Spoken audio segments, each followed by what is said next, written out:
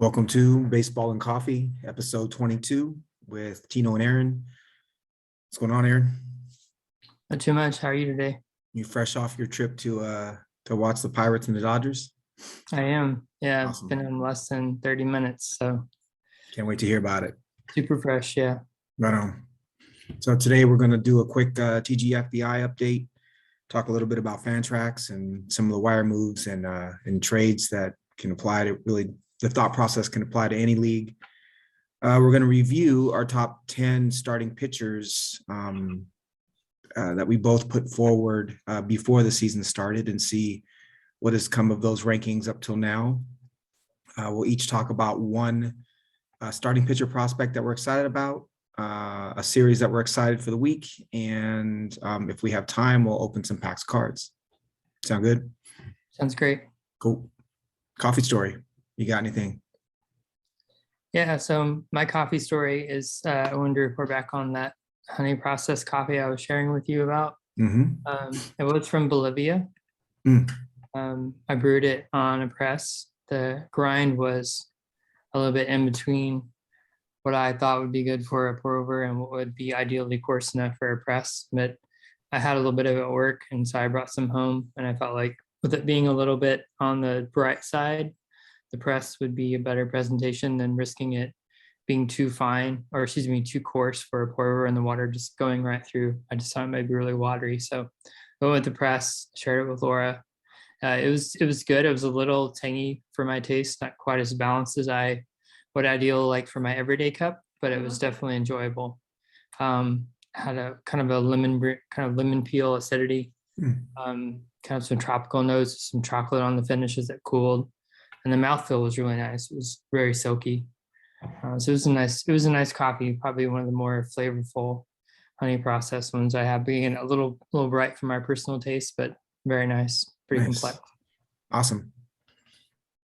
So my coffee stories or coffee thought for this week is I'm starting to be intrigued again by the idea of roasting.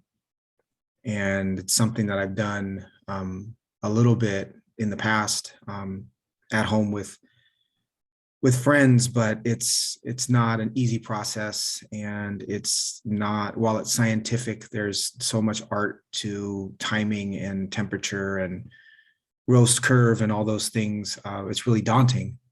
But I've really, some of the greatest coffee I've had has been coffee that I've roasted with others as not work, but more pleasure. Have you roasted before at home, and do you have any quick thoughts or experiences to share with that? Yeah, I have roasted at home. The equipment I have is pretty rudimentary. It's an air roaster.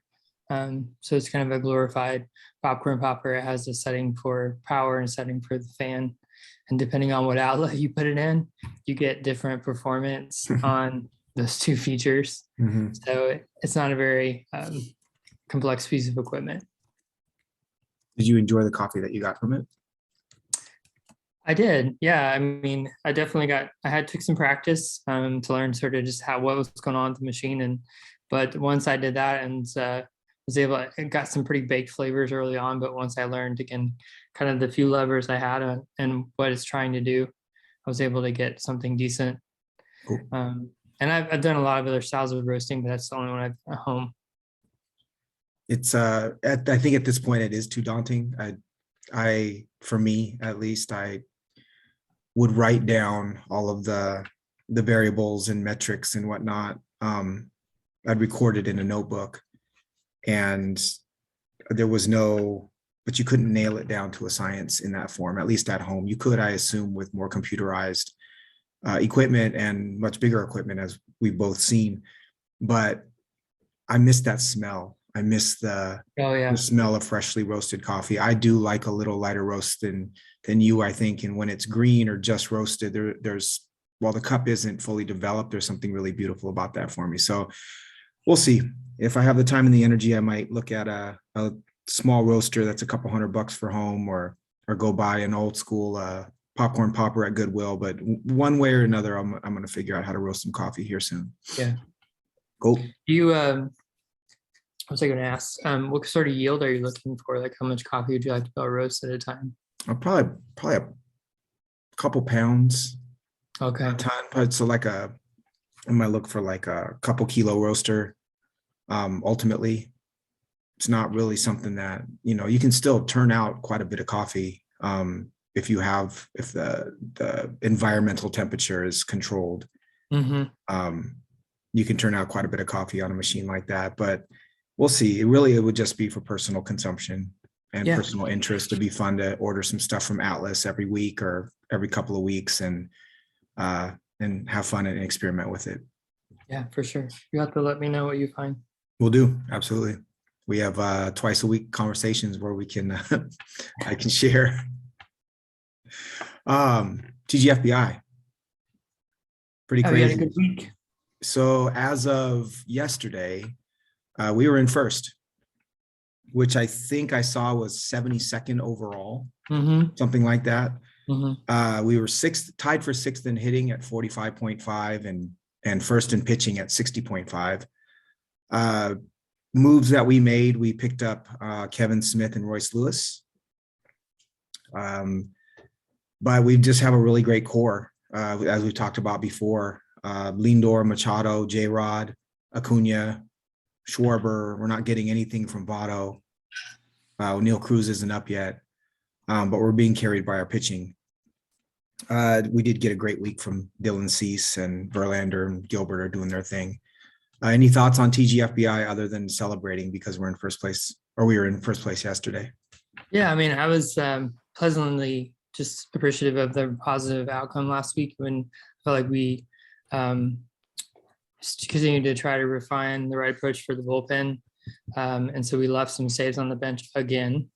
And with that, as you said, we still did well in pitching.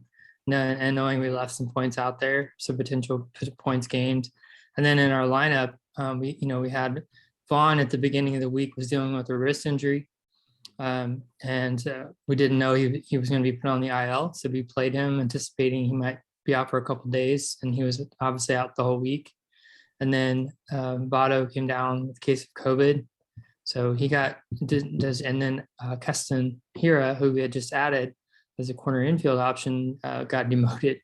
So we had 3 holes in our lineup that we couldn't fill, both because the lineup blocks and because we didn't have backup. So I was just pleased to hold our ground, nonetheless we moved up despite, I know again, like some holes, but so it's good. And we did get Royce Lewis and Kevin Smith to fill those holes for this week. The A's have an 8-game week. We got Smith for $3, so we can slide him in at the corner. Is that a good thing or a bad thing that he has 8 games? Well, I mean, if he doesn't, I anticipate he'll start 5 or 6. And Sure. especially he had a triple yesterday. So, I mean, I figure production, right, is better than nothing like we had last week. So, right. And then Royce Lewis. I'm half kidding when I say that. Yeah, it's all good. Royce Lewis, we talked about him over the weekend. I'm a big fan of him. Don't know how long he's going to be up, but again, we won him for $2. And I was surprised none of our competitors showed more interest in him. Some of the other results that I've seen in other TGFBI leagues and NFBC leagues, he went for much more than that. And I think people are rightfully reserved about how long is he going to be up. I think that's kind of where I am with it.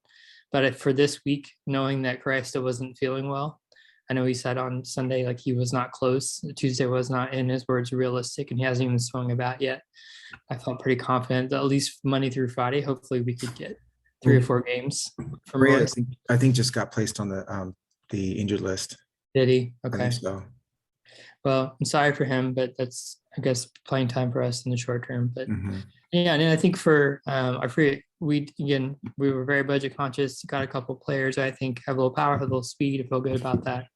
And then our bullpen, I feel like we've accrued 3 good closers. I mean, we drafted Bednar, we drafted Duvall, so we have those 2, and I feel like their roles are getting more refined. Duvall more so, but I think Stratton is kind of showing his true colors. So hopefully the Pirates will be compelled to, use Bednar more traditionally in more spots. But then we also have Joe Barlow. So I really would just like to focus on those 3, leave them in every week, and see if we can start to make some hay. in the saves category, because like you said, we're leading in pitching year to date, and yet we're in the lower third in saves. I looked at saves last week, and there were like 7 of the teams had 0 or 1 save. So despite the fact that we only logged 1 from Duval, we left some on the bench, we didn't lose ground. So that was good. But it's just a different format, as we've talked about several times. The weekly format is new for me. I think it's new for you as well. Sundays are both family. It's my last day of work. It's family day for you. So just working through this auction process, refining our approach, has been a learning curve, but we're human, and that's part of it. Right. It's interesting. I looked at, because I don't pay incredibly close attention to each player's stats on this particular team. I was clicking through each of the pitchers, and we did I have to say, a pretty phenomenal job of assembling a pitching staff. There's really no holes in the pitching staff to be found. In fact, there are pitchers on our bench that are still phenomenal. And hitting, like you said, we're just trying to patch. I think there's a couple places where certainly first base with Ruff, and then the corner infield, middle infield spots there where we could use some help and catcher. But our core is carrying us, and it's pretty cool to see. So knock on wood for this continued success. Marte is heating up, which is really exciting to see. I see that he's over 200. Yeah, and so he had a homer last night and is starting to see the ball better. And yeah, if Vaughn gets healthy again, I really like the depth, and there's some flexibility. And the decisions are made kind of on the knife's edge. And we talked about rough struggles, and we decided to hold on to him. He's starting to heat up. He had a home run, 2 hits yesterday, so he's batting 5th now. So he's dropped down a little. But yeah, I'm glad we decided to keep him, because he's hitting this week, and we need him. And he was hitting second. And so I just think we should actually talk about that for a quick second. How much do you put into where in the lineup your player is hitting, and does that, how much of a determinant is that in whether you play him or how you value them? For me, it matters quite a bit. Especially, obviously if talent comes first, but if you're deciding between 2 players of relatively equal talent, being higher in the lineup is, to me, significant for fantasy, both from a day-to-day, like in our Fantrax league, whether it's weekly here, just knowing, if you're looking at 2 players. In our situation, we're just trying to find guys who've been in plate appearances, but if you have the option, I think I look at that as a really good criteria. It's right. And it's as simple as, I guess it needs to be stated, it's as simple as having more opportunities, right? Yep. So it's been proven that where you hit in the lineup doesn't necessarily dictate some of the counting stats as much as we thought they did, say 15, 20 years ago, but getting lots of opportunities, finding those hitters that are hitting in the top, 3 to 5 in the lineup is super important. One of the mistakes that I would make at times is, I remember Byron Buxton hitting 9th, right? Because he just wasn't really fully developed yet. And it was hard for me, because I valued his talent so much, and I valued his potential so much, but I continued to start him knowing that he was hitting 9th in a not so great lineup. And in hindsight, I probably should have paid more attention to that. So it's something that I pay quite a bit of attention to now, much more so than I used to, which is interesting. Wilson Contreras is hitting leadoff. Yeah, against lefties, or every day now. I know he's hitting against lefties. They bat him doing it against right-handers too now. Good. You knocked Ortega out of there. Well, the other thing to me, Tino, is it's and you made the comment, and I enjoyed it. You said, I think some of the teams are probably ahead of baseball and coffee, but I think the other thing that the lineup position tells you is what the team thinks about them. If you see a guy moving up, if you see a guy moving down, it's telling you what they're seeing, and what their metrics are telling them, because they're going to construct the lineup in the way that gives them the best chance to win. So I think those kind of moves as well, whether it's ascending or descending, or like we talked about, Mateo batting 9th is essentially like a second leadoff hitter, given a little bit more freedom to run, so I think all those subtleties do matter. Right. No, well, that was, I think, the primary motive in keeping Ruff. right? There were other players that I think Yes. were comparable and potentially performing better at the point in time where we had to make a decision. But because he was hitting towards the top of that lineup, obviously the Giants saw something, or measuring something different than we have access to keep him there. And they're very analytically driven organization. So I think digging that deep and thinking about that can quite often help a ton. Julio's in the third spot now too, which is super cool. Really? Yeah. The last couple of days he's hit third. Oh, I did not know that. Yeah. Who dropped down? Did Winker drop down? Yeah, I think Winker hit fifth last night.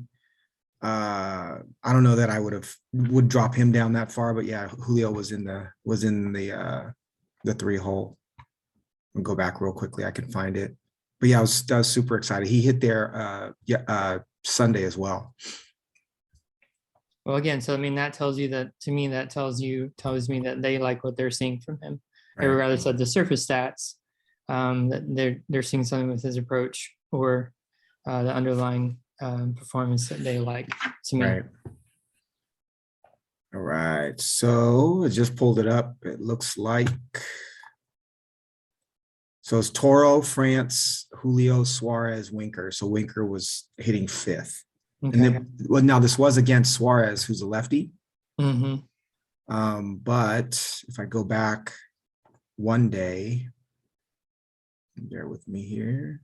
I'm going to pull up Sundays. I'm trying to read who's the Sunday starter for Tampa. It was Rasmussen. I believe so. I know he pitched against him. I'm not confident that that was the right day, however. No, it's Yarborough. So he's hitting, it is against 2 lefties. Okay. That he hit in the 3. But anyways, still encouraging and still fun. Let's talk a little bit about Fantrax. Okay. How'd your week go?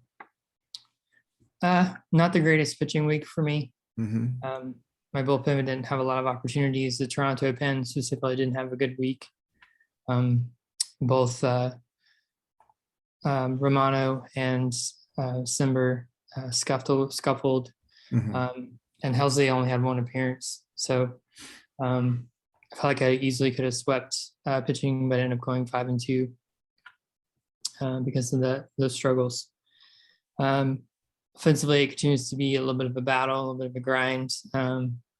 It did a 3-3-1, on that side. So right. Just working through that. I was beating smoke the entire week and lost on Sunday. So I ended up losing 5-7-2, which is 5 wins, 7 losses, 2 ties. And a lot of them were close. So I lost hits by 4, runs by 2, or excuse me, lost hits by 4, lost OPS by 0.005. So 877 to 872. I think 872 is a good OPS overall as a team. I just lost to a better team this week. And then whip was 1.22 to 1.206.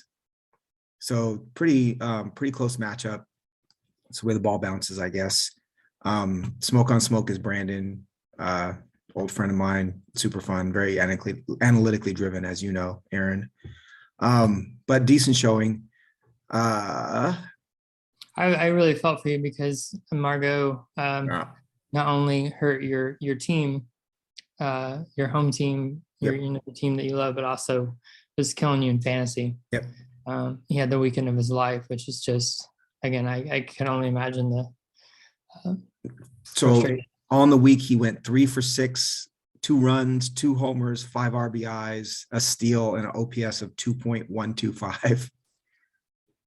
Which is wild. And Brandon Lau went 6 for 19 with 2 homers and an OPS of 1.164. And then Kies Cattell Marte as well, who, as you noted, kind of blew up this week. But I'm still confident, and Acuna's coming around, and Buxton didn't play. He had 19 at bats, but he's now hurt. Tommy Pham is rounding into form, which is actually really fun to watch. I made watching the Reds games a little bit of a priority because of Pham. And, when he hits the ball so hard. And it's a lot of line drives. You wish there was a little more lift, but he's an intense player and a lot of fun. And he's become definitely become a fave of mine. And then Sunday, we can talk a little bit about George Kirby's debut. Yeah. So George Kirby, #1 draft pick of the Mariners a couple years ago out of Elon, was drafted as mostly a command control guy with the low 90s fastball, consistent delivery. 22 years old when he was drafted. He's 24 now, and has put on some weight, which has brought the velocity of his fastball up to topping out at about 98, 99. But he also has maintained his command and control that he had when he was drafted. So kind of universally somewhere in the top 3 or 4 pitching prospects in the game. When Matt Brash was sent down, Kirby was brought up, and he debuted on Sunday against the Rays, which is a pretty formidable offense. He ended with, I believe it was 6 innings, 4 hits, no walks, 7 Ks. Was pretty dynamite. Lots of swing and miss. I looked at StatCast afterwards, and some of the commentary on some of the other pods talked quite a bit about him not having a ton of ride on his fastball, and that being something that was a little worrisome. Spin rates were, I'd say, much less than elite. Sure. But at this point, that's nitpicking, especially with someone who can command, who has such command and throws 98 miles an hour with breaking pitches. From what I saw and what I know of George Kirby, in order for him to become an ace, he does have to develop the changeup a little bit more and be able to throw that changeup to left-handers. But when you compare watching, it's interesting exercise in baseball, right? Because Kirby and Brash are kind of 1-2 as far as Mariners pitching prospects go. And Brash, his stuff looks a little bit more electric. For me, it's in part because of his delivery, and certainly his breaking balls have a lot more movement. But watching Brash start 5-6 games and not be able to find the strike zone at all, and then watching Kirby, who has that kind of command, pitch on Sunday, he's an artist. And it was really, really fun to watch. So I believe if the Mariners rotation stays intact, we're looking at Kirby going home to New York against the Mets, pitching against Max Scherzer at Citi Field on Saturday night, which, needless to say, will be mentioned in my games that I'm excited about coming up. Yeah, I just pulled up his arsenal because you mentioned his changeup. I want to see how often you threw it. It's like you threw it 8 times. Mm-hmm. Exclusively to left-handers, right?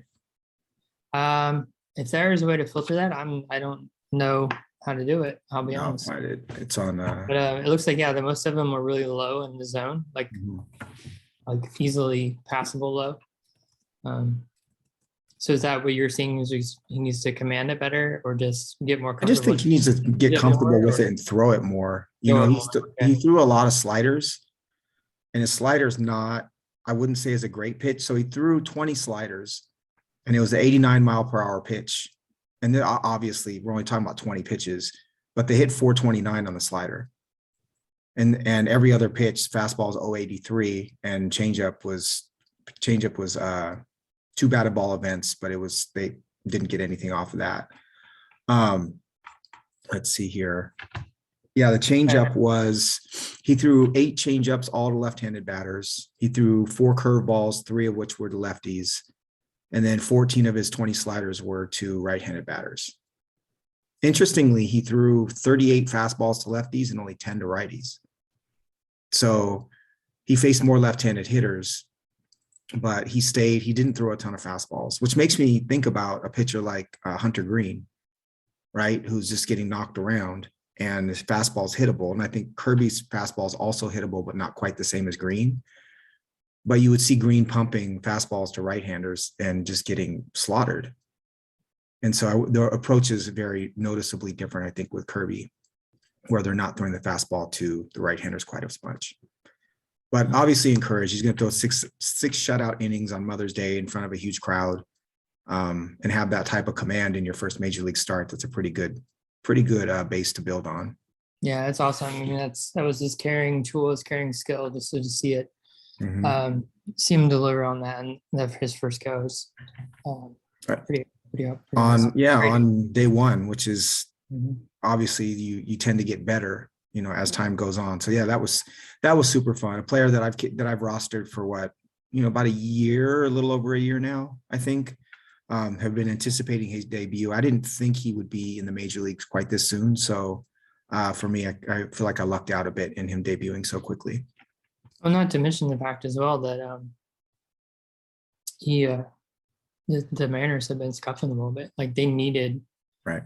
They needed a start like that. They needed someone to grab, take the game by the throat, and you know what I mean. Like they're struggling. So I think it's good. We needed it. Momentum. 100%. We needed it. Wire moves. Did you do anything significant over the last week? And you want to talk through a little bit of your thought process with your wire moves? Yeah, I did. Significant. I don't I would say they were significant. I did add Christian Walker, first baseman for the Diamondbacks for the weekend. They had a 3-game series at home versus Colorado. Colorado, typically, historically, when they go to the road, there's quite a bit of an adjustment. Their first series away. So I thought that was a prime spot. They actually pitched pretty well. He didn't have a great weekend. I'm holding him for the time being because he does all the things that I value right now. And with Votto on the IL and Torkelson, struggling, going through a slump, I need another option at first base. So what are those skills that you value that you see in Walker? Yeah, for sure. His chase rate sub 20%, hard hit rate 49%, barrel rate 18%, and his zone contact is almost 87%. So he's being selective. He's swinging at strikes. He's making contact strikes at a high rate, and his quality of contact is really good. So while the surface stats don't reflect those kind of results, he did have 6 home runs going into the weekend. That's another element that I was trailing my opponent in home runs. So I was specifically looking for someone with power. And I thought with Colorado transitioning out of the elevation, they might hang a few, and his barrel rate and quality contact, he might hit a couple out over the weekend. It didn't turn out to be the case, but that was my process. It was funny because I know I talk a lot about and DVR show is my favorite podcast. I've learned a lot about pitching from just geek out about how he approaches it, and so I know we talk about him quite a bit. But like 2 days after I picked up Walker, he had an article about underperforming hitters based on their data, and Christian Walker was his first write-up. Sure. And I thought that's so funny because I just picked him up. Right. And everyone who knows me knows I'm an fanboys, and I think, well, he's just doing what says. But actually, I picked him up before that. Before his XBA, so he's hitting 203, but his XBA is 299, and he's slugging 520. Against fastballs, and he's slugging 525 against fastballs, but his X slug is 851. So yeah, I think that the slug against the other pitches isn't great, but yeah, he's very clearly hitting fastballs hard, and they're just not. They're either finding the fielder or he's hitting them too high in the air. But yeah, that's one of those players. Interesting, because that's one of those players that it just never crosses my mind. I think unless I go searching and I filter for certain statistics, he's a player that just I won't ever think of. Yeah, I'm very much the same. And the other move I made last night was to add John Brebbia. For the Giants, the reliever, following a similar process to what has led me to much of my bullpen, looking at things like K-BB usage, win probability, what are the step and location. Honestly, the Giants bullpen outside of Duvall is struggled. McGee is falling apart. Rogers is doing his thing, not striking anybody out, but consistently getting outs. But the bridge to get to Duvall in the 9th inning is pretty murky right now. And I think again, following my process for what I've done to identify the players like Helsley, I see Brebbia as someone who's performing, who's on a team who I see as a winning team with really great starting pitching. As you talked about so much with holds, it's an opportunity stat. It's you need winning teams. You need a lot of things to coalesce to get holds. So I had to cut Benintendi, which I did not want to do. to make the ad, but I've dropped to 7th in holds, and I'm in like a tie, 3-way tie. So, I just saw a good team and a pitcher, I think, whose skills could be ascending to like a 7th, 8th inning role. And I love that, following Rodon and following Alex Cobb and all those guys coming in 8th to protect a lead. I can get some holds for me, and he has the skills to be an asset. I was quite surprised to see you cut Benintendi. So I assume, looking at your roster, Pollock kind of slides into that role, and then you can play Mateo there if you have to. Yeah, Pollock and Mateo would be the 2 players in that spot. And you're precisely on the point. It came down to that 4th outfielder, and make a decision. It's hard because I have an affinity. I like Benintendi, but I can't. From my analysis, carrying a single category player, he's essentially a singles hitter at this point. He's not attempted a single steal, despite hitting over 340. He's getting on base, but he's not running at all, and he has one home run that was a wall scraper, and none of his quality contact metrics indicate that there's any more power looming. So in an OPS league with 3 outfielder spots, as much as I like his approach and the hit tool, I know from my experience it's not a winning formula. I have carried guys like this in this ilk, players who I like because I like guys who hit. I like guys who don't strike out. So, the Luis Suarez's and Alex Verdugos, like, I've been down this road. I like it. I like owning these guys. I like watching them. I think a lot of them, but the single category is really tough in this OPS league. And if I look at Pollock's quality of contact, his barrel rate is like 17%. He has a history of hitting the ball hard. He already has a steal. He had his first home run last night. And then Mateo is I don't know if he's first, but he's in the top 3 in steals. So there's just more. I have to find ways to get more categorical balance out of that spot. And as we talked about, it's interesting because Benintendi was someone who we kind of counted on, I think, in our heads as we discussed outfielders, as someone who is going to provide categorical balance. He might not provide you any, elite production at any position or at any category, but he was pretty safe bet to go like 15-15. I just pulled up his Savant page, and yeah, you're right. He's 46 sprint speed. He's not striking out, but his X slug is 34th percentile, and his max exit is 21st. His average exit is 48th. He's not hitting for any kind of power. He's not driving the ball. What I would say is, he's 27. And I wonder if there's an injury because he hasn't been this kind of hitter in his career.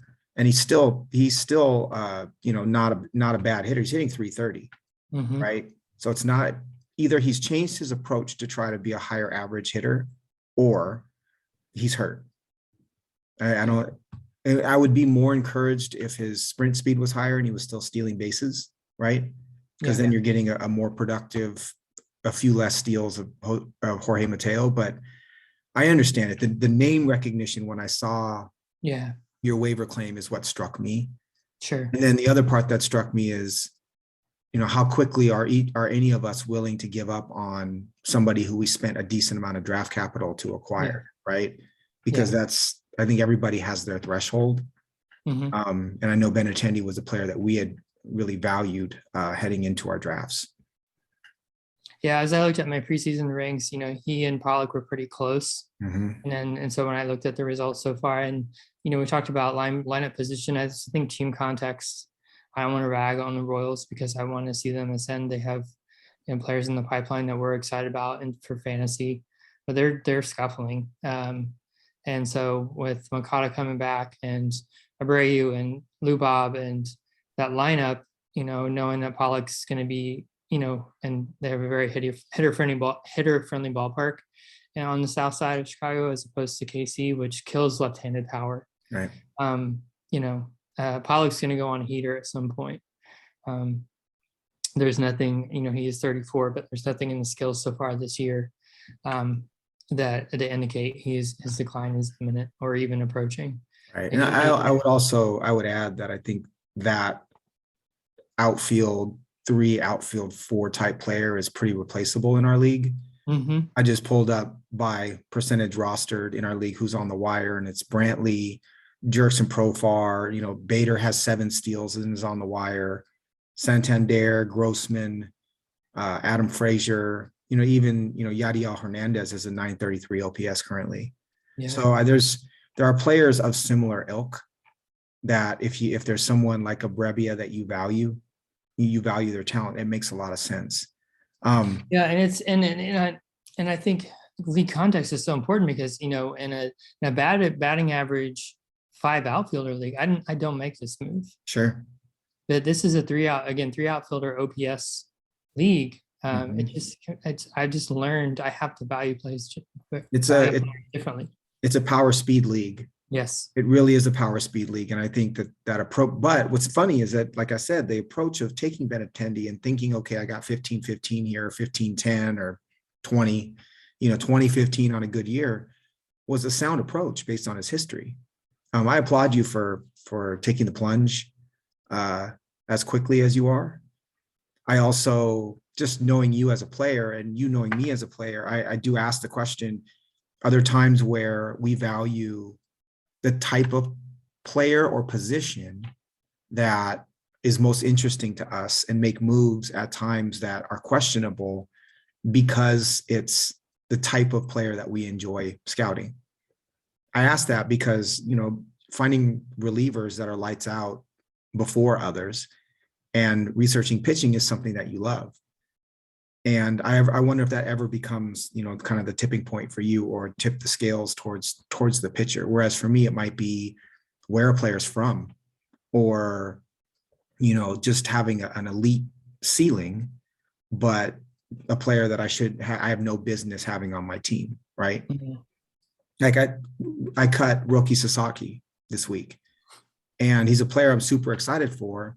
And I'm the one dude who's willing to sit on the young player for 6 years if I have to.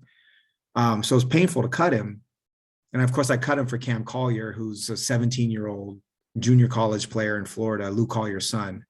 But Cam Collier is the type of player that I like, and it's just interesting to see how, if you know the person well enough, that there's some form of psychology and likes and dislikes that go into who we choose to have or not have. We're going to. I think you have to be aware of your own approach and your possible gaps. I think for me in this case, I'd like to think. I've been thinking about making a move from the bullpen for 3 or 4 days, coming off late last week. Because I was struggling and I wasn't that competitive in holds the prior week as well. And with Duran getting more closing opportunities, I just didn't feel like I had enough bodies. Right. And the guys who Keegan Thompson might be going to a starter role because of the issues with the Chicago Cubs rotation, which wouldn't be good for his fantasy and it wouldn't be good for the way I want to use him either. Right. So, because the Giant, if you look at, McGee, Rogers, and Duvall were all really coveted. Yeah. So with the draft, you look the way that McGee and Duvall and Rogers were valued. There's a reason for that. And the Giants, are a really successful team and they produce a lot of saves and a lot of holds. And you just have to be ahead of the breaking wave. Because once he appeared in the 8th inning for the first time, and again from the skills and leverage standpoint, I feel like it backs up. I feel like he's moving towards the end of the game. And I also feel that Duvall has the closer job, or has a pretty secure hold on it. Mm-hmm. So those holds are going to be hopefully to come. So yeah, but yeah, for sure. I definitely love scouting pitching, but I think there was good reasoning behind this one. Absolutely. I agree. A couple other quick moves I made with Brass going down and, I think 6 starters is almost too few in a 16 team head-to-head league. You have to have great ratios and starters who go deep into games to make 6 work. So I thought increasing the number was the right thing to do. So I cut Wilmer Flores, who's just kind of doing the Wilmer Flores thing, right? OPS between 700 and 750, home run here and there. Not a horrible average, plays first, second, and third. I cut him to pick up Ranger Suarez, another decent name preseason who kind of flopped heading into the year. But what I found was there wasn't a big change in stuff, that the stuff in the movement was the same. But I assume that there were some, maybe some location problems and some pitch sequence problems. So I picked him up on waivers, got a couple of offers for him over the course of the week. And sure enough, last night he pitched really well against the Mariners in Seattle. So I was really happy about that. He's a pitcher I've been interested in for quite a while. Just watching him pitch without looking at metrics, he's a really difficult pitcher to elevate and a difficult pitcher to barrel up. And he just seems like one of those guys that doesn't have incredible stuff, but is able to induce weak contact quite a bit. So I was really happy to get Ranger Suarez. I also cut Phil Maton, who was my 6th reliever. We start 5 to pick up Martin Perez. Martin Perez has outperformed his, his career numbers. Some of it is pitch mix, but a lot of it is just that he's pitching in Texas. Texas is proving to be one of the top, probably 5 pitching parks in Major League Baseball this year. And so I've started to look deeper into Texas pitchers. It's funny because my stereotype of Texas pitchers is that they're horrible because of what the ballpark was like, the previous ballpark was like for hitters. But Perez has put up some pretty good starts so far this year. So I picked him up as well. MJ Melendez made it to the major leagues. Really excited about him. Had one interesting, speaking of lineups, one interesting decision at one point where it was, do I start Melendez against a right-hander hitting 7th in the Kansas City lineup because I'm really excited for him, or do I start Wilson Contreras, who's leading off? And I actually chose to start Melendez mostly because there was this fear of him hitting a home run and not having him in the lineup as a young guy that I like. Was not the right fantasy decision to make, but it's one of those that I chose to make anyways. The only other quick news is Andrew McCutchen and Zach Wheeler on the COVID IL, and Yoel Moncada is back as of yesterday, which is, again, makes the White Sox must-watch TV for me. Really excited about Moncada being back. They need him too, and they hit him in the 2-hole, which is I'm really happy for. They've had him 5 and 6 towards the end of last year when he was scuffling a bit, and so to see him back in the 2 is great. Yeah. We had a couple of quick trades. We don't have to go too deep into them in our league. Again, interesting, just I think overall context. Ryan Yarborough in around 13 went to fastballs for around 12. You got to assume that Chico was cutting Yarborough and just made the call to Matt to see if Matt wanted him at all, because one round upgrade and from 13 to 12 is not worth all that much. I am interested to see Yarborough. I know in the spring he had quite an uptick in velocity, and if he takes you from soft tosser to 92, that could really be the difference between being rosterable or not for someone like a left-handed pitcher like Yarborough. You have any thoughts on Yarborough? I can give you the inside scoop on that. So on that trade, really? No, yeah, because Matt was playing me, and he was streaming pitchers all week, and he had Hernandez for Carlos Hernandez for the Royals. Their game got rained out, and all the rainouts we had Friday, Saturday, he got pushed to Monday. And Chris Flexen was supposed to start on Sunday. Well, he got pushed when they brought up Kirby. So he was going to miss innings.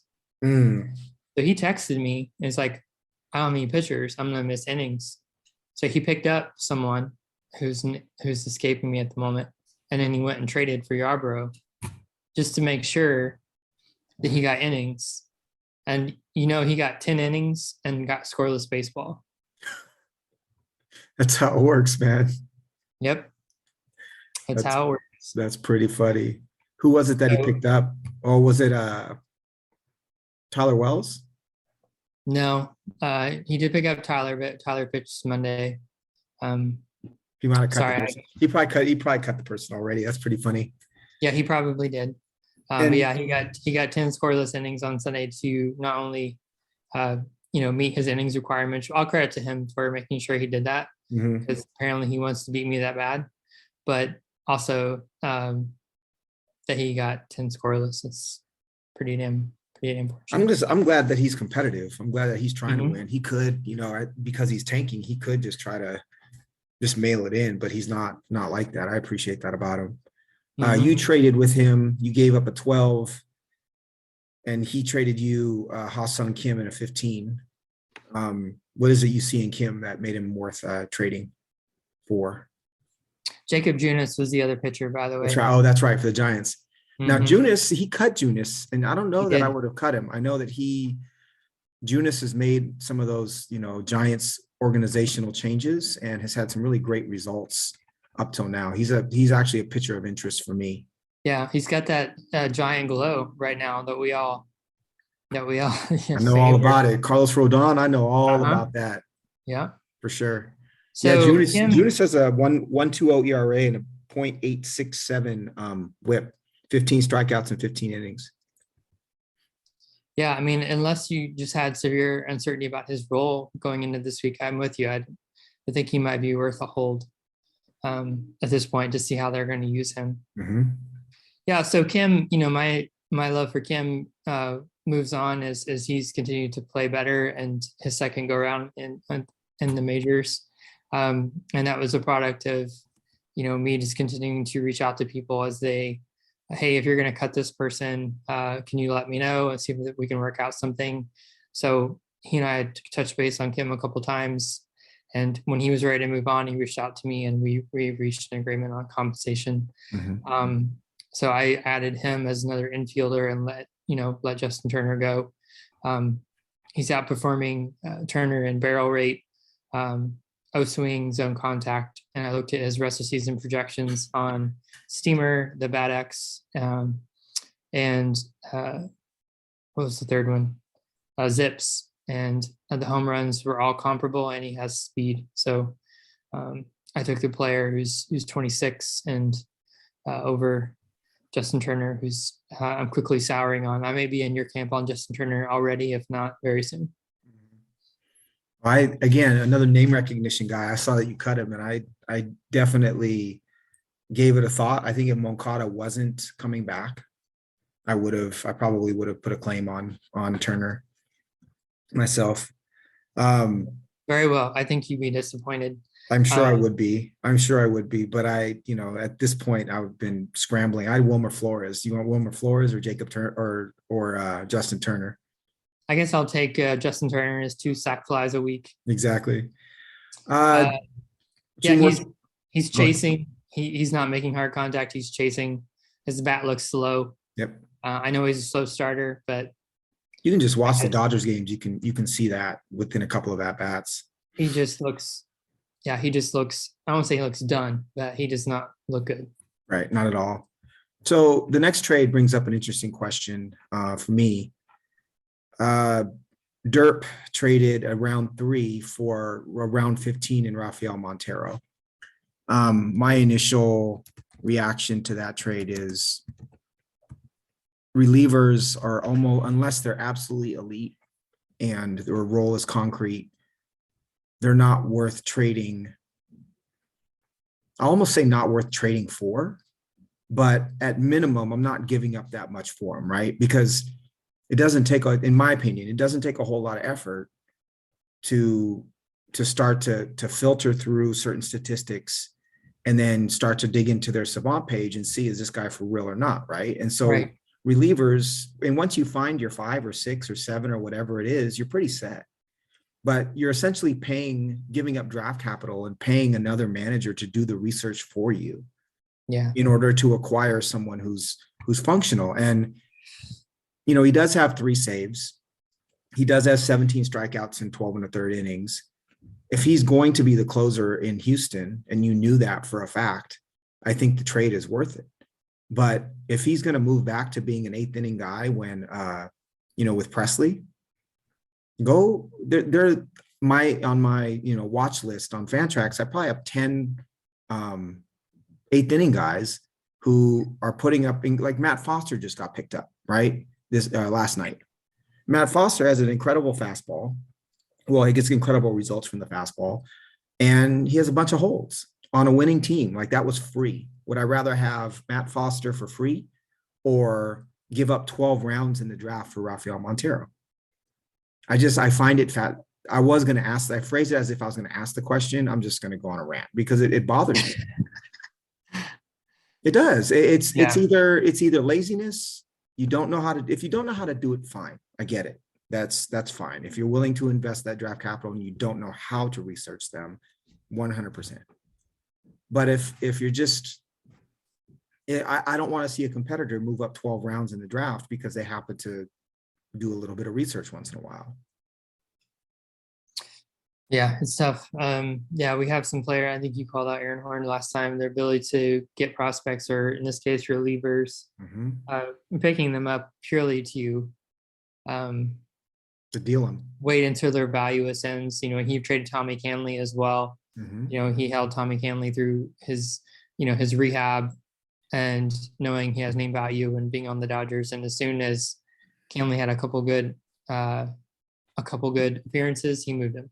Right. And he's probably going to trade AJ Puck here soon because I think AJ he did. Good.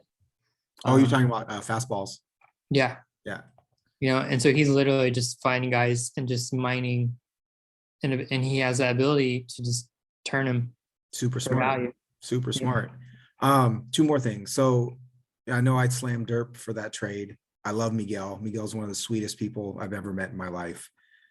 I still am pissed off about the trade.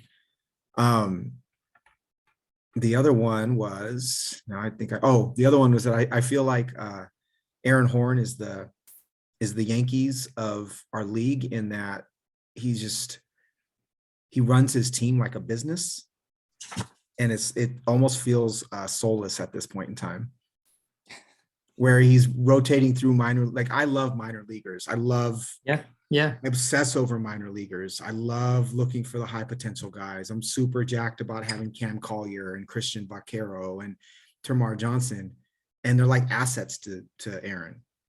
And it's his prerogative, his right to do it. It's helped him acquire the team that he has. But I'm starting to view him like the evil empire, which is kind of fun. The last trade to go over was Derp sent it round 7 to fastballs for Joe Adell. It's kind of it makes me sad that Joe Adell's back in the minors. I like him as a player. I had high hopes for him, but I think he's just your prototypical case of when there's too much swing and miss, you've got to be nervous, right? Yeah. Especially with the right-handed bat, you got to be nervous with too much swing and miss. So no matter what kind of athlete Joe Adell is, it just right now it looks like there's too much swing and miss for him to be a major league player.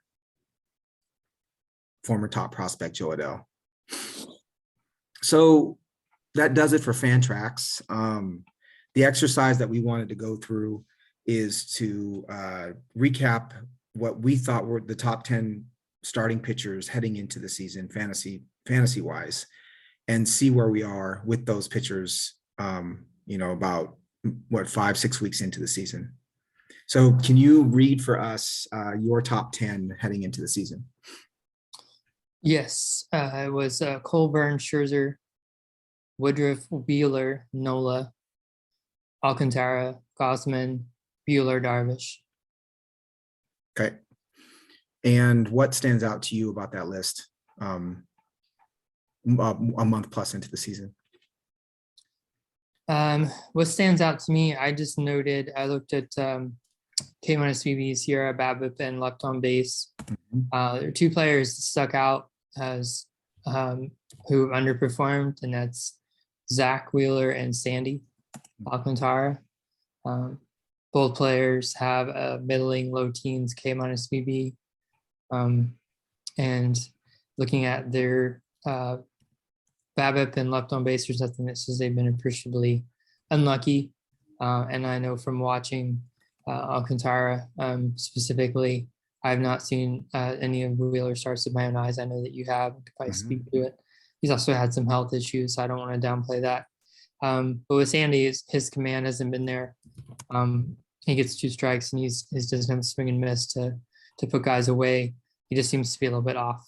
So, so I would move him down on this list. I would move Zach Wheeler down, and I think the player who I pushed on, there was a lot of talk about change of venue, a free agent contract. Could he carry what it was? It was Kevin Gausman. He has the best K minus BB on this list. His BABIP is almost 370, and he's still been pretty dominant. So I would have. I wish I had more boldness to push him higher, because I really liked what I saw from a swing and miss standpoint with Gausman in the team context. But we were concerned about the park. We're concerned about the AL East, and I'm sure some of those things will rear their head. He'll have some more challenging games, but he's been pretty damn good so far. So he's my riser in that top 10. I admit, that was a miss for me. Gausman has been lights out thus far, and I did think that the park and divisional context was going to impact him much more than it did. My list was Cole, Scherzer, Buehler, DeGrom, Burns, Woodruff, Bieber, Wheeler, Urias, Webb. And what I did is I took their fantasy stats. I looked at their savant percentile ranks. And then I just kind of dug for some other evidence of why they're doing what they're doing. Cole is Cole. He's got 37 strikeouts in 30 and a third innings. He's got an ERA under 3. He's got a WHIP under 1.13. What I found interesting was his average exit velocity and hard hit were not good for an elite pitcher. So it's 38th percentile average exit and 36th percentile hard hit. His XBA was 58th and his X slug was 53rd. Meaning, they're making pretty good contact. Spin rates were still elite. The one stat that I found that could have led to, a lack of elite success that we expected from him is that his first pitch strike percentage was down 12.4% over last year. So from 66.8 to 54.4. And we all know if the hitter goes up 1-0, the percentage of the hitter getting on base is much, much greater. So Strike one. So that's with him. Scherzer is 4-1 with the 2.92 ERA, 49 strikeouts in 37 innings and a WHIP that's under 1. The one troubling part is that he's, when a hitter is lucky enough to hit the ball, they're really barreling it up on him. So he's 17th percentile barrel as of right now. His velocity is down slightly. His movement is up slightly, which is just a simple kind of physics exercise, right? With most pitchers, if their velocity ticks down, their movement may tick up ever so slightly. His chase rate is higher by 6%, but it's the same as it was in 2020. And his launch angle is actually up 3 degrees. So I don't know if that's intentional or not, but he's giving up a few more fly balls, which might be the reason why he's giving up more barrels as well. So I'll just do a couple more deep dives. I dug into my top 5. It didn't take me long to do the DeGrom deep dive, obviously. I just say I feel a little justified having him not on my top 10. Yes, 100%. Because I was concerned about his health, and I think we all were concerned about his health. It was a 2 months he was actually going to. Stupid. Right. Exactly. Buehler was an interesting one, right? And I'm sure you've dug into Buehler a ton, given the fact that you roster him, and he's a pitcher that both of us love. He's 4-1 with the 1.96 ERA. He's given up 30 hits in 36 and 2/3 innings, 9 walks, 32 Ks, WHIP just above 1. But similar to Cole, his percentile rankings were not what I would have expected from an elite pitcher with a sub-2 ERA. It's 68th percentile average exit, 45th for hard hit, 47th for xERA, 42nd for batting average, 40th for X slug. And so I'll just rattle off some statistics that I found that might explain some of the adjustment. Right, actually, I'll summarize. Really what it comes down to is a lot of, or most of his pitches are down 2000, was it RPS or RPMs? Mhm. And you've got to attribute a lot of that to the lack of spider tack in baseball. I don't know how else to explain a loss of 2000 RPMs on, or 200 RPMs on each of his pitches, which leads to his fastball being less effective. So his fastball is what's getting hit. He's surrendering a 359 average, batting average, and a 365 XBA on the fastball this year, and a 564 slug and a 714 X slug. Last year, batters hit 202 against the fastball with a 366 slug. His other pitches have been incredibly effective. They're hitting 200 or under on all of his other pitches, but with less, with less rise or less suddenness on the fastball, and that's his primary pitch. I think that's what's leading to. He's had great results, but he's had some luck involved with achieving the results that he has. So Buehler, I think if he gets his spin back, he's still my number one in 2023, my number one ranked pitcher, given all the things we've talked about with him. But I do worry about the spin, and then the velocity is also down on every pitch each year over the last three. Since he's a pitcher you roster, what do you think about Buehler right now? Have you changed your opinion at all? Do you think it's just the beginning of the season? Do you think it's spider tack? What is it that's going on with him?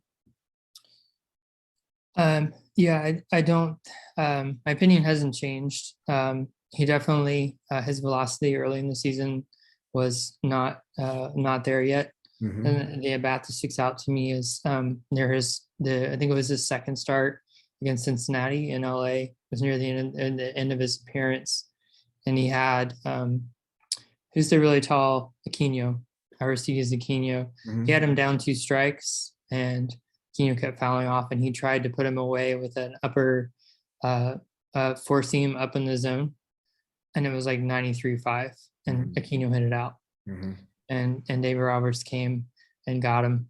If you look at his last couple starts, you see that his fastball has more life now. The velocity is coming back, and it's an important pitch for him. His arsenal is really deepened. When he came up, he was a fastball heavy pitcher. He has a much more diverse arsenal, but he needs that four seam to have life up in the zone. So that was honestly what concerned me early in the year, was the velocity, especially on the fastball. But seeing that come back, I know that he's okay. There's nothing going on health wise. Right. And then also, I think, I need to do a science project, myself, and figure out why is it he always overperforms his xERA and his xStats. He's consistently done that, and there was a little bit of momentum in the preseason. You heard quite a few people in fantasy talking about he's overrated because, well, look at his xStats. And well, I think when someone does that consistently, there's an underlying reason. Right. I can't speak to what that is, but so when you've shared his performance so far, those are my two thoughts. Is one, he has a track record of doing better, and two, I know from just watching all of his games, his first 2 or 3 starts, he just wasn't there yet. Right. And whether that's ramp up or whatever it is, he's starting to look more himself. Right. But I think all the guys, Cole, Scherzer, Buehler, and that mix, guys who challenge guys in the zone, are going to give up some hard contact, and that's 100%. Part of what makes them great. And so yeah, I think probably Sandy could probably learn a little something from that. Right. So 2 thoughts. One is, you're right about having great stuff and being great. They talk about Scherzer being willing to give up solo home runs. He doesn't care. He knows it's going to happen. He doesn't care. He'd rather challenge you in the zone and not walk people and say, hey, you can't hit me. The other thought I had was, when people point to the xStats, I cite xStats often. Sure. But for me, they're a point of reference. It's not a religion. It's not set in stone. And so my question would be, if Buehler is always outperforming his xStats, what's wrong with xStats? Right? Is there something, we have to question the source, right? Yeah. We have to question the research, because while it's probably, 80, 90% effective and a great tool to use. It's not the end all. Right. You know, XStat is not the end all for me. It's a stat to use amongst a whole bunch of others. And I think, as you said, Bueller's a really good player to take to use, or case to use, to think about it. His, you know, his flare or burner percentage this year is up 6.2%. He could be giving up a bunch of dinky hits, you know, and Oh, he did the start before the Cubs. Who were they playing? It was last Sunday. Oh man, I can't remember. But yeah, it was just like one joke after another. Right. And I think that's something that the stats don't always take into account as well. So again, Buehler is my ascending pitcher on this list. And I fully expect him to take over that top spot going into next year. I did do a deep dive into Burns as well. Burns was my number 5. Basically, as we know, it's cutter curveball. Those 2 pitches he throws 3/4 of the time. The cutters might be the most elite pitch in the major leagues. His spin is also down. I think spin is down across the board.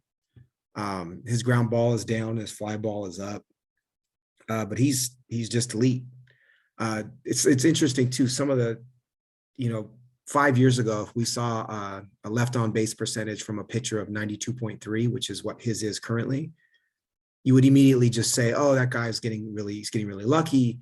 And I'm sure that like, that's going to come way down, right? We talk regression. We even said it about Robbie Ray. But if you look at what Burns does well, he doesn't walk people and he strikes out a ton.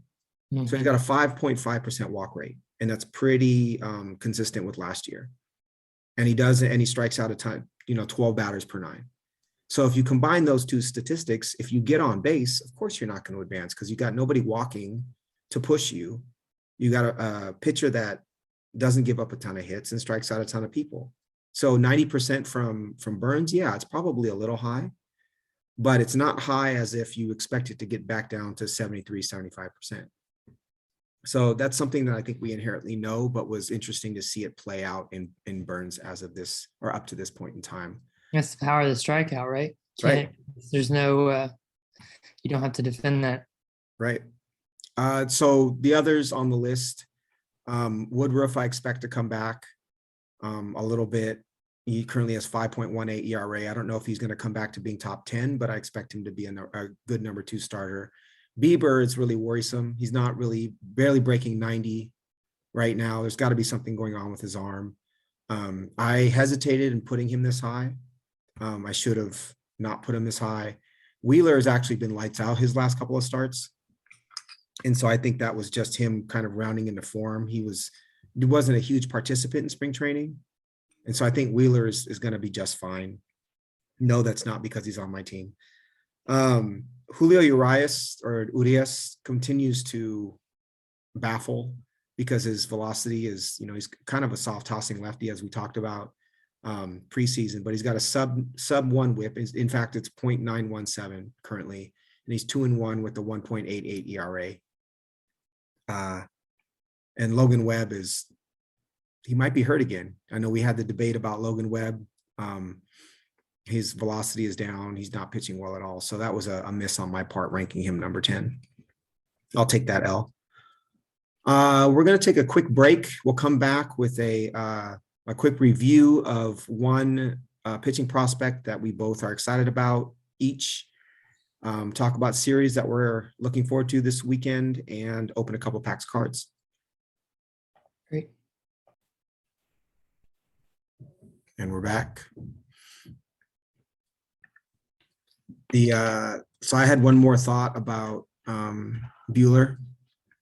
I think that it'll make our jobs much easier once we know, like I bring the David Cohn thought up again. If there was a universal allowed grip enhancer, it would be much easier to evaluate these sorts of things. And I do think that some sort of resolution with regards to pitcher grip is coming in the near future.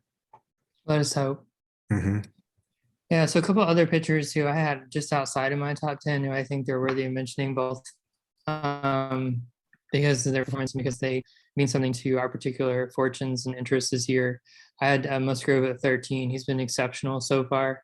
25% came on his BB, and everything's in line from skills, underlying skills and luck perspective. He's just been fantastic. I think he has like 1 walk this year. And then Dylan C's had at 15, has also just been fantastic. Really maintaining his command games, and his strikeout rate has continued to be fantastic. So, and then last but not least, I have to mention it.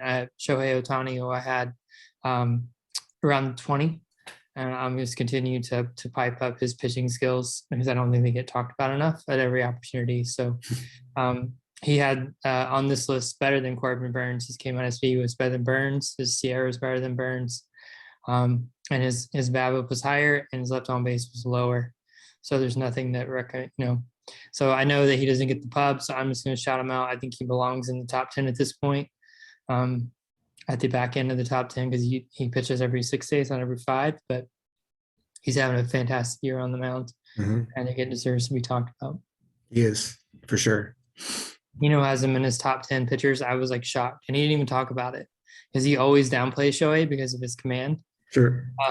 Or has in the past. And to see him move him up to his 7th spot on his latest pitcher rankings, I was like, I need you to eat a little bit and explain why, like what you're seeing is different. Right. So I think he gets, I think people focus on his pitching. I think people focus on Ohtani a ton, but I think it's the novelty of Ohtani may take away a little bit from the effectiveness of him or the recognition of the effectiveness of him as a pitcher. But, I think last year he was the most talked about player in the major leagues, right?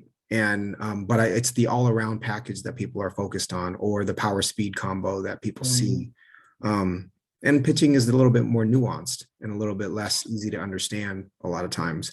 But I hear you. And he's certainly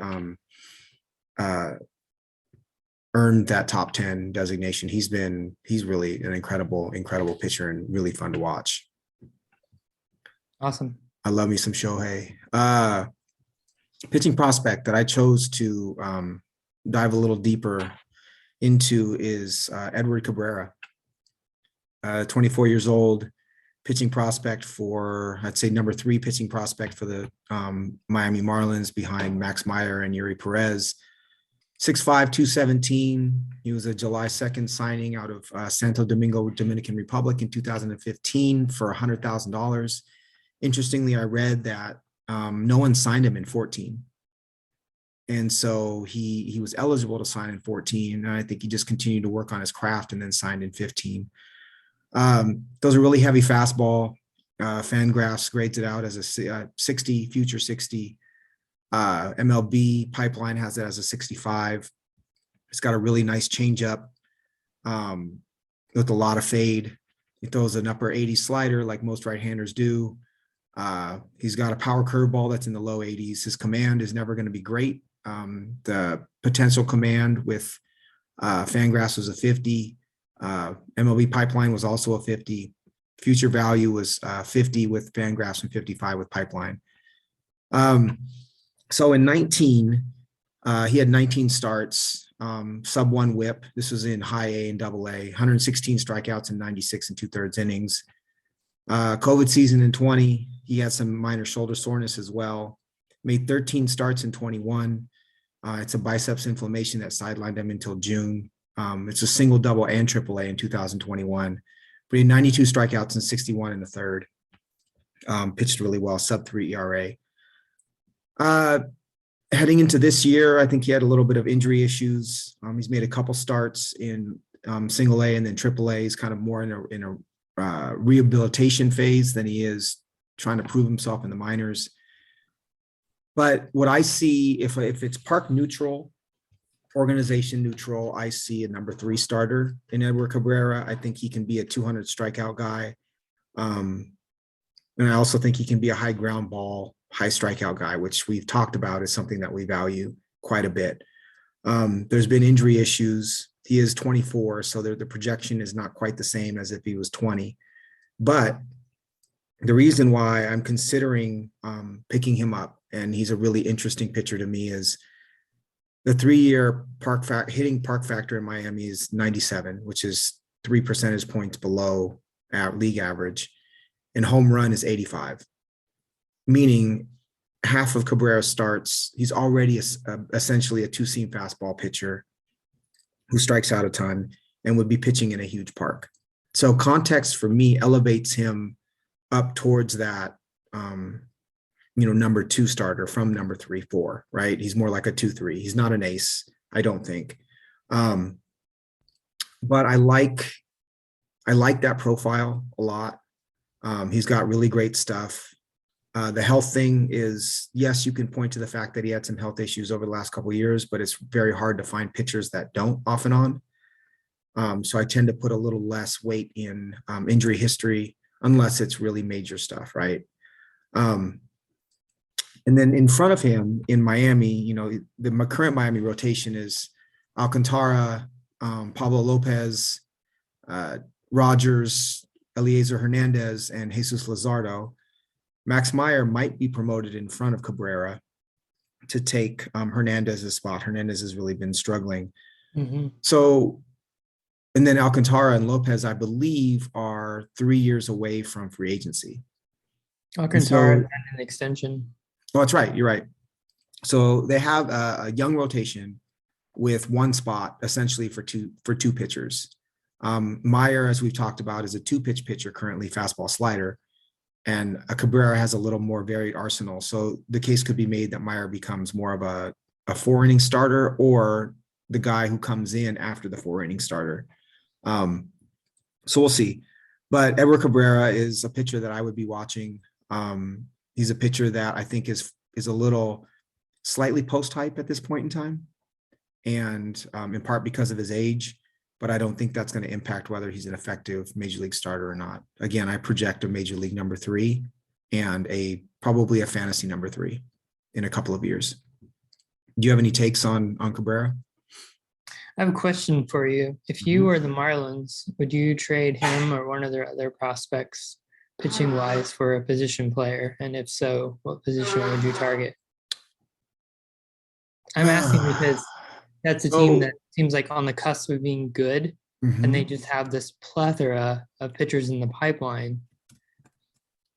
So my initial answer is I'm never trading pitching unless it is, this is in major league context, not fantasy context. Yes, please.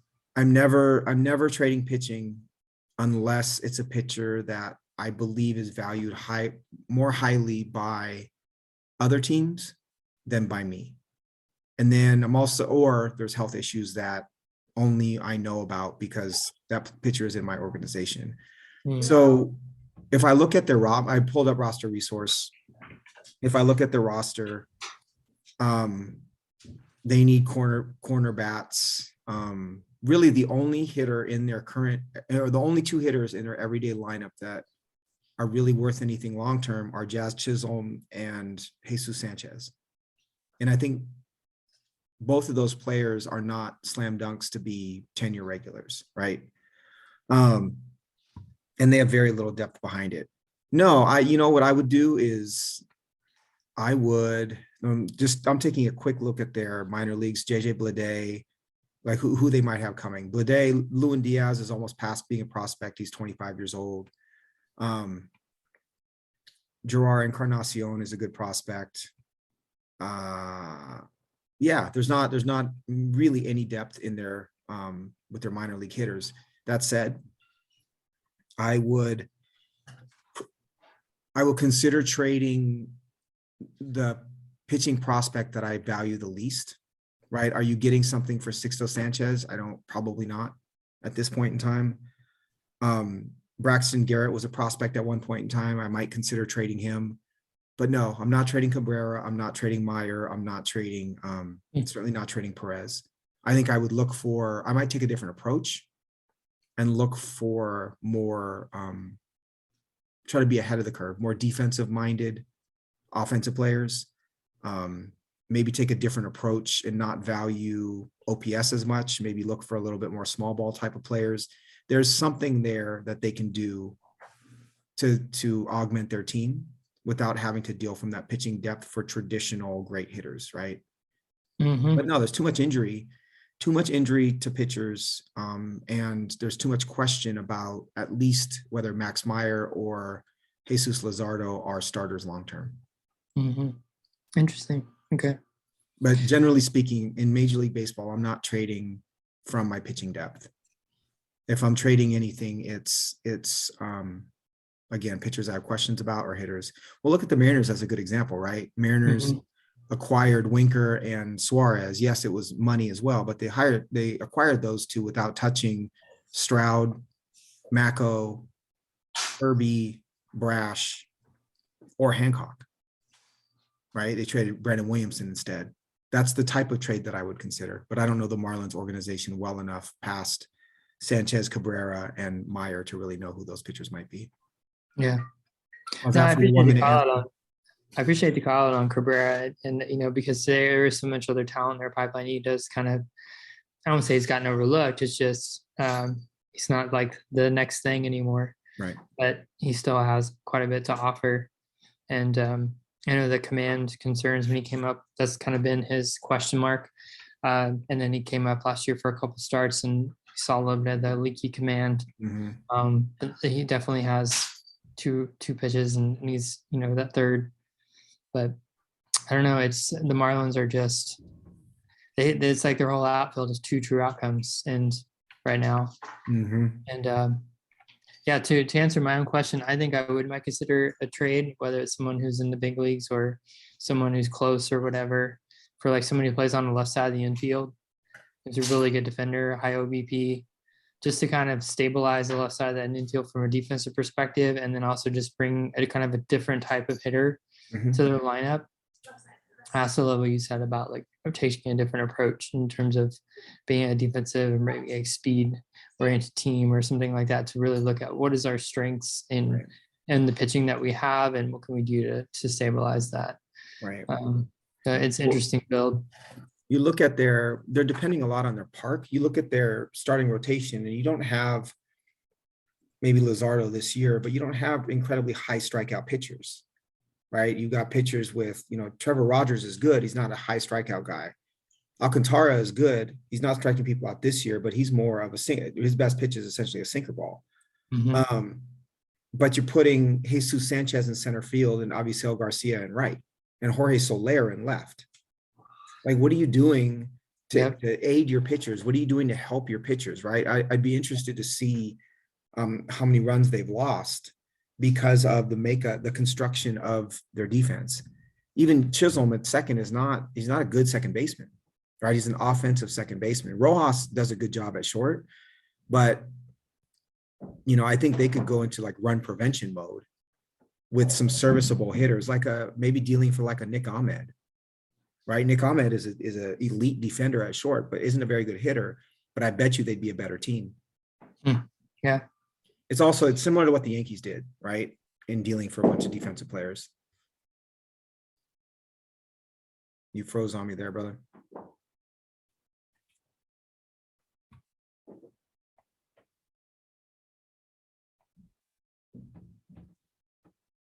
Hey, did you do something with the Wi-Fi?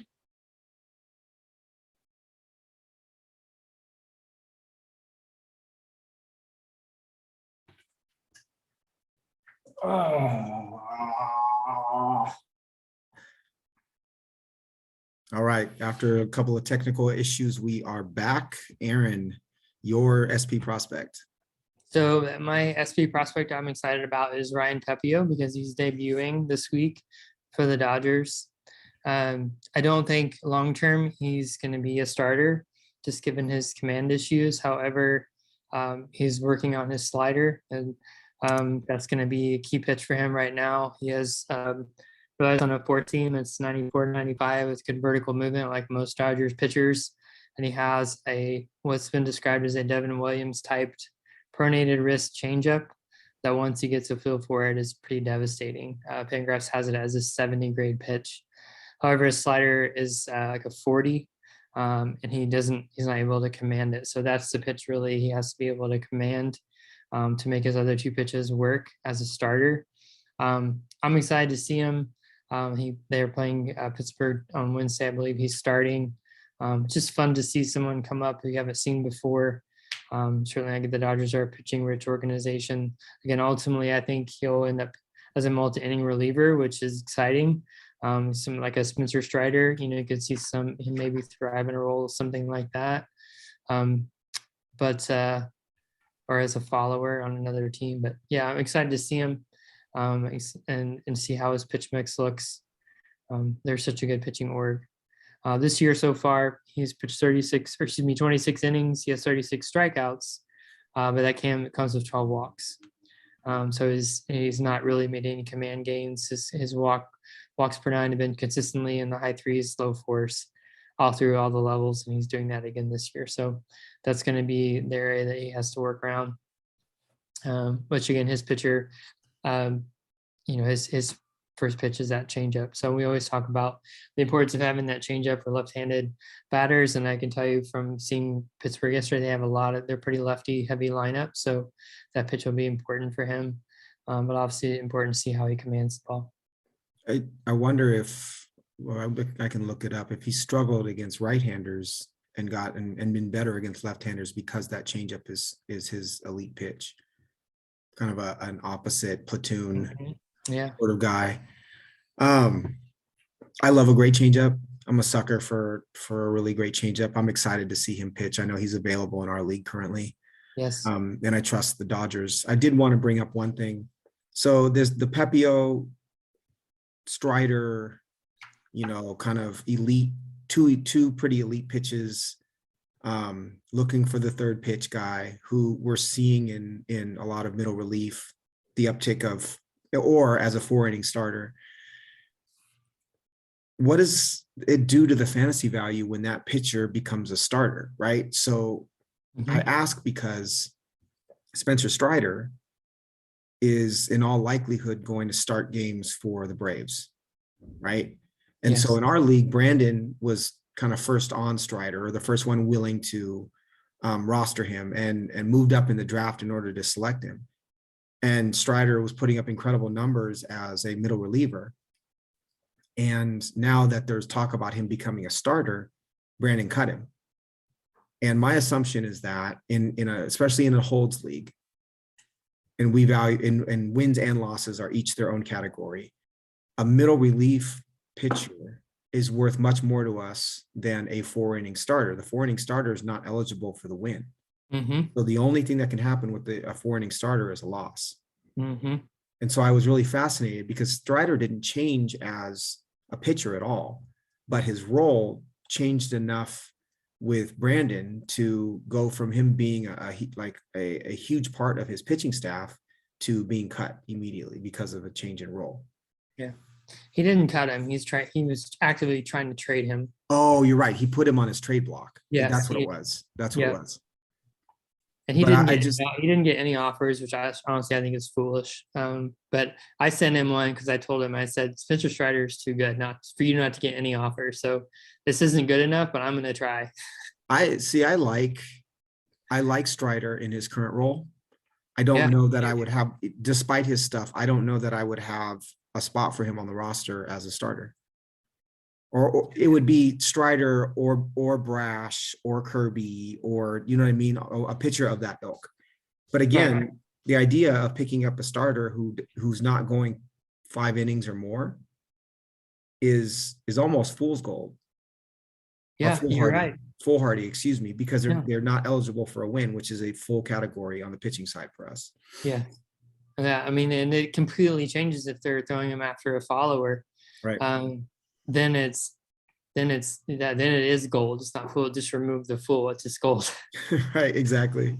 Yeah. I mean, it's disappointing to see from fantasy perspective, but I'm sure he's excited to have the opportunity to start. Right. And maybe if he can get stretched out, but my worry is his pitch mix. He's fastball slider. So 2 pitches, the ability to turn a lineup over more than 2 times is, no matter how good those pitchers are, how good those pitches are, it's going to be a challenge for him. So we're going to see Robbie Ray's 2 pitches, Max Myers 2 pitches. I think there are a number of well, Robbie Ray, successful starting pitchers who are 2 pitches, but those pitches have to be elite. They have to almost be elite with deception in order to make it work. So it'll be interesting. Yeah. Give me a series you're pumped for this upcoming week. So the schedule didn't blow me away, but a couple ones stuck out. The one that stuck out the most was Tampa and Toronto. First time that they're meeting this year. Some of the pitchers, Yarbrough, we talked about how opportunity to get out there again. Rasmussen will pitch, and for the Jays, both Cosman and Manoah will pitch in the series. Yeah, just an AL East clash. I like watching them much more so than watching the Yankees. So it's just a competitive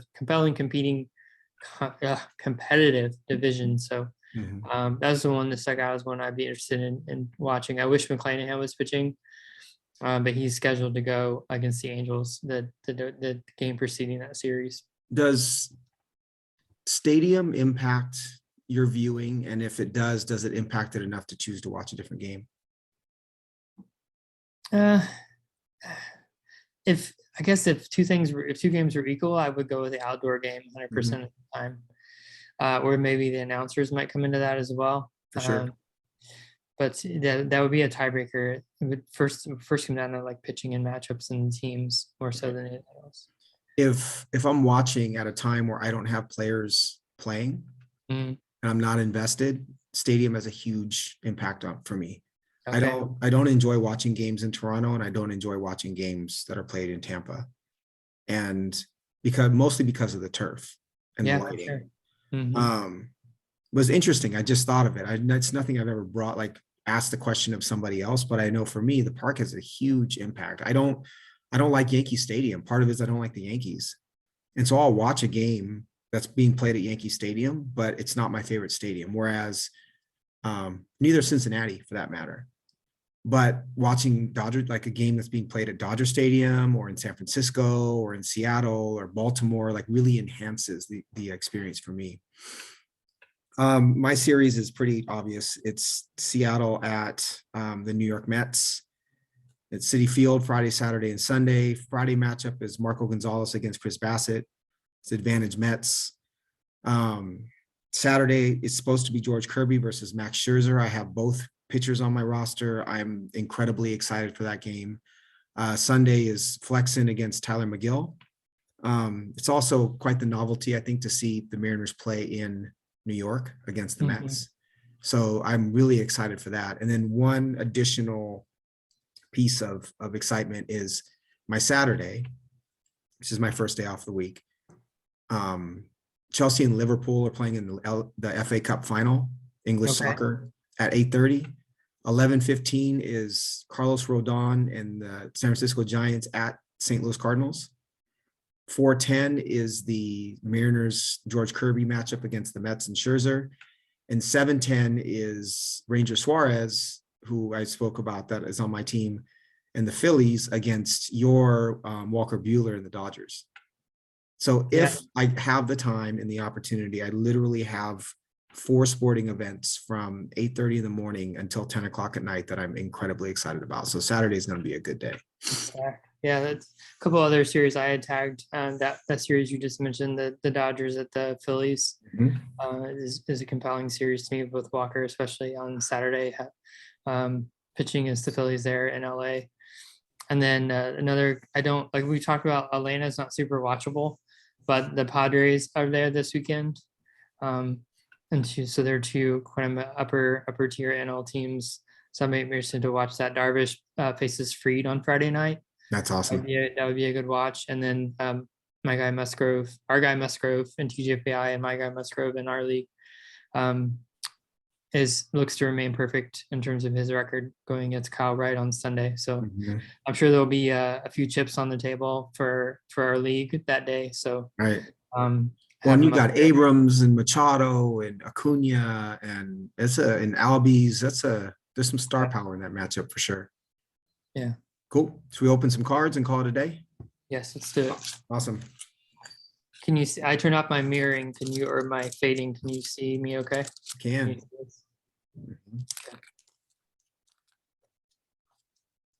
I have a real quick open for him while I get these open. Do you like it when you have guys on Sunday night in fantasy or not? Yes. I don't. Yes, You do? I would Okay, I much don't. prefer. In fact, I would play if all things are equal, I will start the set. I will start the Sunday night guy.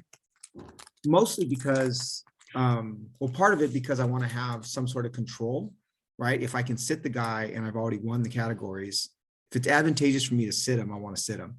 But it also just gives me some skin in the game. There are times I've made bad decisions or wrong decisions just because I want some skin in the game. I used to do the same in fantasy football, where I'd save the Monday night football guy or the Sunday night football guy, even though it wasn't the right decision, just because I want to see him play. All right. Yes, I'm all about it. Let's risk it all. Let's go. All right. So Zach Thompson, not super exciting. This is a cool looking card. Not my favorite player, but Randy Rosarena. Hold it up a little bit higher. I like a Rosarena. He's been struggling. He's been hitting the ball into the ground the whole year, but I like a Rosarena a lot. Yeah, Pujols in a Dodger uniform. You, gross. Number 55, right? Yep. Gross. A mascot card. No thanks. This is not a good pack. Who's the mascot though? It's Paws from the Tigers. Yeah. No thanks. Got Jed Lowry. Nice pack, bro. I know, it's amazing. All right, you're finishing strong though. We got Luis Garcia. He's an Astro though. Screw him. And then JP Crawford. That's nice. A cool looking card. Cool looking photo. Good hitter this year too. Yeah, he's got the Smurf fairy dust on him right now. Yeah, exactly. Is Crawford the last card? It is. Oof, that's a brutal pack. Crawford and Rosarena, salvage it. All right, I've got a Blue Jays team card. Trevor Story. Oh, your favorite? He's roughing it. Josh Reddick just signed with what? Didn't he just sign with like the Sugarland Plum Fairies or somebody like that? Brett Gardner, another favorite. Why are all these horizontal? I don't know. I must have bought some random tops. They're Series 1 tops cards. Interesting. I've never seen that. Like I've seen a couple like that. I don't even know if I should show this on camera. I'll give you one guess who it is. Is it that obscene? One guess.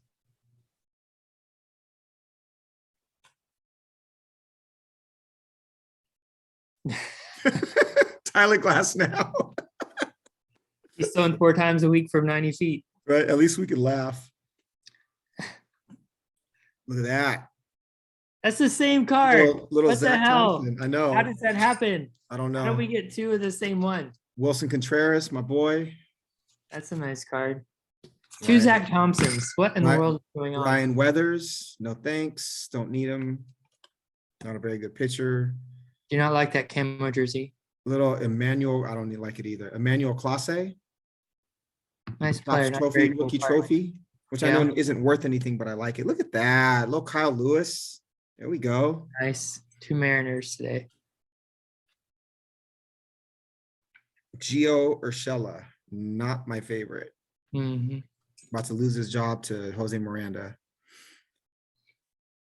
New Mariners, Stuart Fairchild. Seriously? Yeah, seriously. Eduardo Escobar as a Brewer. Is he a switch hitter? Escobar, yeah. I believe so. Yep. Oh, Kevin Pillar. It's gross. At least I picked a picture of him robbing someone of a homer. Emmanuel Rivera for the Kansas City Royals. Don't know him. And my stars of MLB card is a really pretty Luis Robert. That is cool looking. Lou Bob. I like it. Lou Bob, Kyle Lewis, Emmanuel Clase, Wilson Contreras. Still waiting for that Julio card. Yep. I got a lot of packs to go. I do too. It's really hard staring at them and not opening them. Cool. Plan for Saturday? Yep. Saturday is. Good. All right. Talking with you, man. Talk soon. All right, Bye. brother.